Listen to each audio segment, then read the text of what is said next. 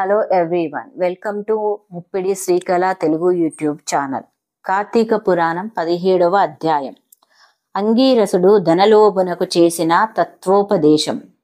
ఓ మునిశ్రేష్ఠులారా, ఓ ధనలోభి, నీకు కలిగిన సంశయంబులకు సమాధానము చెప్పుచున్నాను, వినుము. కర్మ వలన ఆత్మకు దేహాధారణము సంభవించుచున్నది. కావున శరీరోత్పత్తికి కర్మ కారణమగుచున్నది. శరీరధారణము వలనే ఆత్మ కర్మను చెయ్యును కనుక కర్మ చేయుటకు శరీరమే కారణమగుచున్నది. స్థూల సూక్ష్మ శరీర సంబంధము వలన ఆత్మకు కర్మ సంబంధము కలుగునని తొల్లి పరమేశ్వరుడు పార్వతీదేవికి వివరించెను.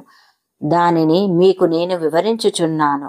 ఆత్మ అనగా ఈ శరీరమును నహంకారంగా ఆవరించి వ్యవహరించుచున్నది అని అంగీరసుడు చెప్పగా, ఓ మునీంద్ర, నేనింతవరకు ఈ దేహమే ఆత్మయని భావించుచుంటిని కనుక ఇంకనూ వివరంగా చెప్పబడిన వాక్యార్థ జ్ఞానమునకు పదార్థ జ్ఞానము కారణమగుచుండును. కాన అహం బ్రహ్మ అను వాక్యార్థమును గురించి నాకు తెలియజేయండి అని ధనలోభుడు కోరెను. అప్పుడు ధనలోభునికి అంగీరసుడిట్లనియే, ఈ దేహము అంతఃకరణ వృత్తికి సాక్షియే. నేను, నాది అను చెప్పబడు జీవాత్మయే అహం అను శబ్దం. సర్వంతర్యామి అయి సచ్చితానంద రూపమైన పరమాత్మ నహ అను శబ్దము. ఆత్మకు ఘటాదుల వల్లే శరీరమునకు లేదు. ఆ ఆత్మ సచ్చితానంద స్వరూపము, బుద్ధి సాక్షి, జ్ఞానరూపి.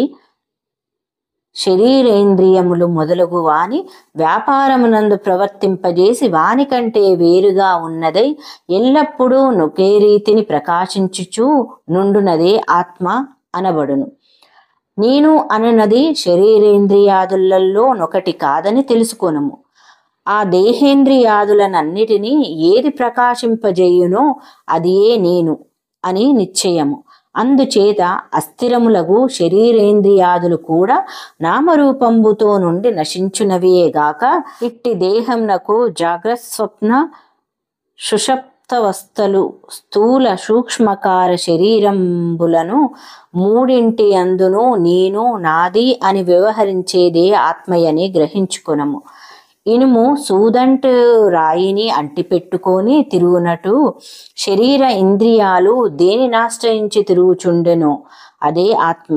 అట్లే అవి ఆత్మ వలన తమ పనిని చేయును. నిద్రలో శరీరేంద్రియాల సంబంధము లేక గాఢ నిద్రపోయి మేల్కొన్న తర్వాత నేను సుఖనిద్రపోతుని, సుఖంగా ఉంది అనుకున్నదే ఆత్మ. దీపము గాజుబుడ్డిలో ఉండి ఆ గాజును ప్రకాశింపజేయునటులే ఆత్మ కూడా దేహేంద్రియాలను ప్రకాశింపచేయుచున్నది. ఆత్మ పరమాత్మ స్వరూపమగుట వలన దానికి దారాపుత్రాదులు ఇష్టమగుచున్నారు. అట్టి విశేష ప్రేమాస్పదమగు వస్తువేదో అదియే పరమాత్మయని గ్రహింపుము. తత్వమసి మొదలైన వాక్యములందలి త్వం అను పదమునకు కించిత్ జ్ఞాత్వాది విశిష్టమందు జీవాత్మయని అర్థం. తత్ అను పదమునకు సర్వాజ్ఞ దిగుణత్వ విశిష్టమైన సచ్చితానంద స్వరూపమని అర్థం. తత్వమసి అనేది జీవాత్మ పరమాత్మల ఏకత్వమును బోధించును. ఈ రీతిగా సర్వజ్ఞ తత్వాది ధర్మములను వదిలివేయగా సచ్చితానంద రూపమొక్కటియే నిలుచును. అది ఏ ఆత్మదేహ లక్షణము.